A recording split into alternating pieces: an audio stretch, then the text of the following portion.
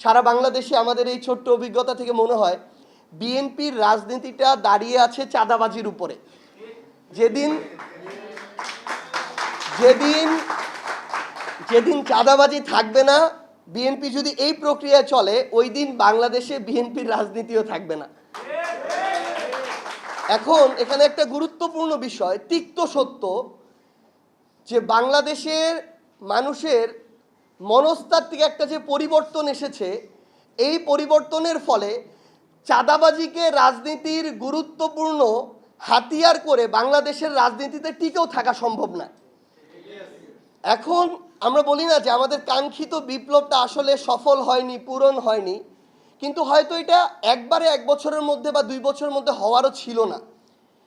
কারণ এটা তো আমাদের 54 বছরের বন্ধ্যাত্বের ফসল।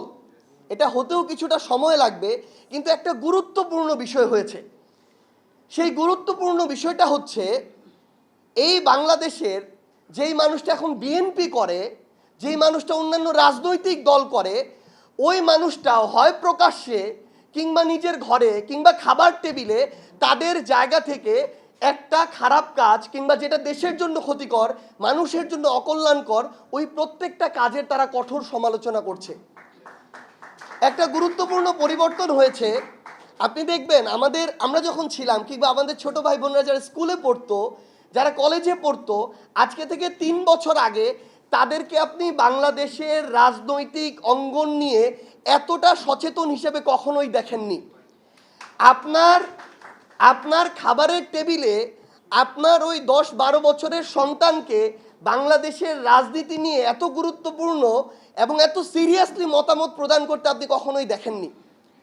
তো তারা যখন এটা শুরু করেছে, একটা ক্লাস 10-এর শিক্ষার্থী এসএসসি পরীক্ষা দেওয়ার সময় হল থেকে বের হয়ে এসে যখন এটা বলে যে শিক্ষামন্ত্রী যেগুলো বলছে এটা হচ্ছে জোকারের মতো এবং এটা আপনি অবশ্যই মিডিয়াতে দিবেন, ওই ভয়টা যখন তার কেটে গিয়েছে, তখন আমরা এটুকু বলতে পারি এটা হচ্ছে বিপ্লবের ওই গুরুত্বপূর্ণ ধাপ, যেই ধাপকে কোনো একটা নতুন স্বৈরাচারী কাঠামো চাইলেই ধূলিসাৎ করে দিতে পারবে না। বিগত 1-1.5 বছরে অন্তর্বর্তীকালীন সরকারের সময়ে আমরা দেখেছি তারা একটা লাগামের মধ্যে ছিল, কিন্তু এই ছাত্র সংসদ নির্বাচনগুলোতে যখন তাদের শোচনীয় পরাজয় হয়, তারা একটা হীনমন্যতায় ভুগছে এবং এই পরাজয়ের গ্লানি তারা কিন্তু মনস্তাত্ত্বিকভাবে এখন নিতে পারছে না।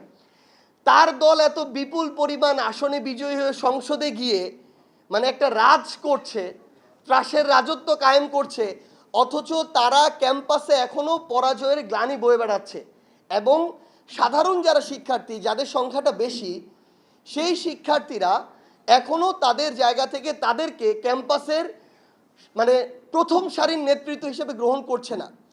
এই জায়গাটাতে তারা আবার ওই যে পুরনো কালচার, ওই কালচারটাকে ব্যবহার করে, কারণ তারা এই কালচারের অংশ, তারা এই কালচার নিজেরা এটার শিকার যেমন হয়েছে, নিজেরা এটা পূর্বে প্রয়োগও করেছে। তো তারা তাদের জায়গা থেকে সেই কালচারটাকে আবার অ্যাবিউজ করে তারা আবার ত্রাসের রাজত্বটা কায়েম করতে চাচ্ছে। এর মধ্য দিয়ে কি হবে? একটা ভয়ের পরিবেশ তৈরি হবে। গতকালকে যেটা তারা করেছে, তারা 1000, 500, 1000 এসে তাদের নেতাকর্মী 2 জনকে বা 3 জনকে তারা মেরেছে ইচ্ছা মতো। এখন এর মধ্য দিয়ে তারা একটা ভয়ের রাজত্ব, শুধুমাত্র আমরা এই যে সমালোচনাটা করছি হয়তো 1-2 দিন থাকবে, হয়তো আমরা বিভিন্ন টকশোতে বলবো, কিন্তু আপনি দেখবেন এর ফলশ্রুতিতে বাকি বিশ্ববিদ্যালয় বাদই দিলাম, ঢাকা বিশ্ববিদ্যালয়ের হলগুলোতেও ছাত্রদল এখন একটা এককভাবে ত্রাসের রাজত্ব কিংবা ভয়ের পরিবেশ তৈরি করে ফেলেছে অটোমেটিক, এবং প্রশাসন থেকে শুরু করে সবাই তাদেরকে সঙ্গ দেওয়া শুরু করবে। কিন্তু এটার কনসিকুয়েন্স পরেরটা গুরুত্বপূর্ণ। এর মধ্য দিয়ে, এই ভয়ের মধ্য দিয়ে তারা আবার তাদের মতো করে নেতাকর্মীদেরকে হলে তুলবে, গণরুম তৈরি করবে, গেস্ট রুম চালু করবে, তাদের যে মতামত, বাক স্বাধীনতা, এটার কণ্ঠরোধ করবে এবং ধীরে ধীরে বিরোধী দলীয় বিভিন্ন রাজনৈতিক দলের নেতাকর্মী যারা এখন হলে থাকছে তাদেরকে হল থেকে মেরে ট্যাগ দিয়ে গুপ্ত বলে বের করে দিবে। এবং এরপর আবার আমরা আমাদের পূর্বের যে কাঠামো, সেই কাঠামোর দিকে ফিরে যাব। তো আমরা তো আজকে সংস্কার নিয়ে কথা বলছি, বাংলাদেশ কোন পথে যাবে সেটা নিয়ে কথা বলছি। আমি মনে করি দেশের সেরা মেধাবীরা যেই শিক্ষা প্রতিষ্ঠানগুলোতে একত্রিত হয়, বাংলাদেশের বাক স্বাধীনতা যতটা গুরুত্বপূর্ণ, ওই প্রতিষ্ঠানগুলোতে যে এই তরুণ প্রজন্মরা আছে যারা পরের বাংলাদেশের নেতৃত্ব দিবে, তাদের বাক স্বাধীনতা তার চেয়েও বেশি গুরুত্বপূর্ণ। তারা যদি তাদের কথাটা বলতে পারে, তাদের যদি ব্যাক স্পেস না চাপতে হয়, তাহলে বাংলাদেশকে কিংবা বাংলাদেশে নতুন করে স্বৈরাচার তৈরি হওয়া কখনোই সহজ হবে না। এই জন্য আমরা যেন আমাদের ওই প্রজন্মের যে আবাসস্থল, যে শিক্ষা প্রতিষ্ঠান, এগুলোর দিকে আমাদের যেন নজরটা থাকে। কারণ আমি যখন ওই 4 জনের রুমে 40 জন প্রায় 3 বছর ঘুমিয়েছি, এটা নিয়ে আমি আমার জায়গা থেকে কোনো বড় পত্রিকায় কোনো বড় ফিচার কখনো আমার চোখে পড়ে নাই। কারণটা হচ্ছে ওই পর্যন্ত যেতেই দেয়া হয় নাই, হলের গণরুম পর্যন্ত কোনোদিন ক্যামেরাম্যান ঢুকতে দেয়া হয় নাই।